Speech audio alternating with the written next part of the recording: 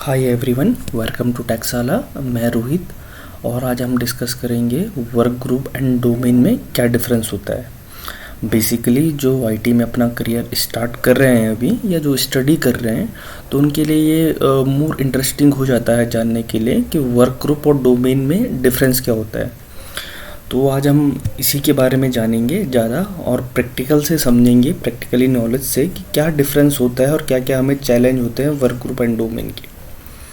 तो सबसे पहले मैं आपको बता देता हूँ वर्क ग्रुप एंड जो डोमेन में है वो डिफरेंस क्या होता है। तो बेसिकली अगर आप एक लेमन लैंग्वेज में अगर बोले वर्क ग्रुप को, तो जहाँ पे एक से ज़्यादा डिवाइसेस यूज़ होते हैं और वो और आपस में कम्युनिकेट करते हैं, आपस में रिसोर्स शेयर करते हैं, एक दूसरे से शेयर करते हैं रिसोर्स।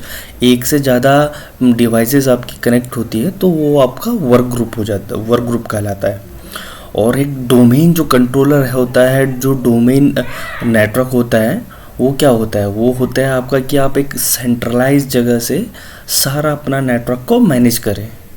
मीन्स आपको किसी पर्टिकुलर क्लाइंट का रिक्वायरमेंट नहीं है। बेसिकली अभी हम इसको समझते हैं प्रैक्टिकल से कि क्या डिफरेंस होता है मेजरली दोनों में। तो इसे एक लाइव एग्जांपल से समझते हैं।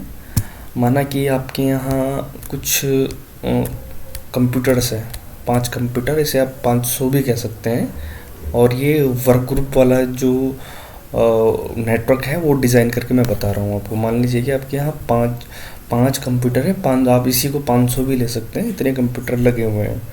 तो अगर आपके ऑर्गेनाइजेशन में ये कंप्यूटर जैसे लगे हुए हैं, तो अगर आपको इन 5 कंप्यूटर में किसी यूज़र को मीन्स इसमें वर्क करना है अपना डेली वर्क, तो इसके लिए आपको सबसे पहले इसमें यूज़र क्रिएट करना पड़ेगा। बेसिक नीड मैं बता रहा हूँ आपको। तो यूज़र क्रिएट करने के लिए आपको इंडिविजुअल सारे पीसी में आपको लॉगिन बनाना पड़ेगा। सारे पीसी में इंडिविजुअल आप इनका अकाउंट सेटिंग में जाके अकाउंट क्रिएट करेंगे और फिर वो यूज़र वहाँ पर्टिकुलर पीसी में आपका लॉगिन करेगा। और ये जो यूज़र आप अकाउंट क्रिएट करोगे वो आप पर्टिकुलर इस पीसी में अगर आप लॉगिन क्रिएट कर रहे हो किसी यूज़र का, तो वो आपका इस कंप्यूटर में लॉगिन नहीं कर पाएगा, वो इसी में लॉगिन कर पाएगा। ये एक बेसिक सा आपको आसान तरीका बता रहा हूँ समझने के लिए डोमेन एंड वर्क ग्रुप में। तो वर्क ग्रुप में बेसिकली यही होता है कि आपको इंडिविजुअल सेटअप करना पड़ता है सिस्टम। लाइक आप यूज़र अकाउंट क्रिएशन हो गया या कोई भी पॉलिसी उससे रिलेटेड हो गई या कोई भी आपको चेंजेस करने हैं, तो वो आप एक सेंट्रल जगह से नहीं कर सकते, इंडिविजुअली पीसी में आपको जाना पड़ता है। और इसी को अगर हम समझते हैं कि डोमेन कंट्रोलर से क्या बेनिफिट है और क्या होता है, तो डोमेन कंट्रोलर के लिए आप सबसे पहले एक सर्वर रेडी करते हैं। आपके ऑर्गेनाइजेशन में एक सर्वर होता है, पीडीसी सर्वर, जो आप प्राइमरी डोमेन कंट्रोलर भी जिसे आप कहते हैं। तो आपके यहाँ पे सर्वर होता है, पीडीसी सर्वर, ठीक है।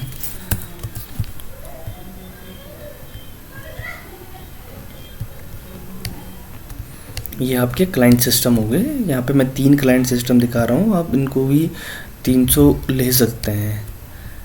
3 आपके क्लाइंट सिस्टम हो गए।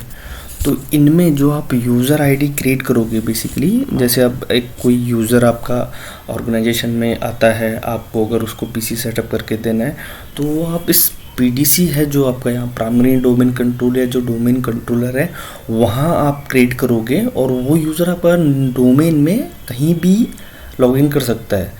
वो यूज़र सिर्फ आप एक्टिव डायरेक्टरी में क्रिएट करोगे, मतलब एक सेंट्रल सर्वर लोकेशन में आप उसे क्रिएट कर रहे हो और वो आपका कहीं भी लॉगिन कर पा रहा है। तो ये बेसिक जो डिफरेंस है वो मैंने आपको बताया कि क्या एक डोमेन कंट्रोलर में क्या होता है और एक आप वर्क ग्रुप से क्या समझते हैं। तो इस सीरीज में मैं आपको आगे बताऊंगा कि डोमेन कंट्रोलर के लिए क्या क्या रिक्वायरमेंट होता है। अगर आपको एक डोमेन कंट्रोलर अपने ऑर्गेनाइजेशन में सेटअप करना है तो उसे कैसे इंस्टॉल करना है सर्वर बेस पे, और उसमें आप क्या क्या चीज़ें इम्प्लीमेंट कर सकते हैं आगे। तो बेसिकली ये चीज़ें हम आगे वाली वीडियो में आपको डिस्कस करेंगे कि कैसे आप इसे सेटअप कर सकते हैं। थैंक यू, होप ये वीडियो आपको पसंद आया होगा।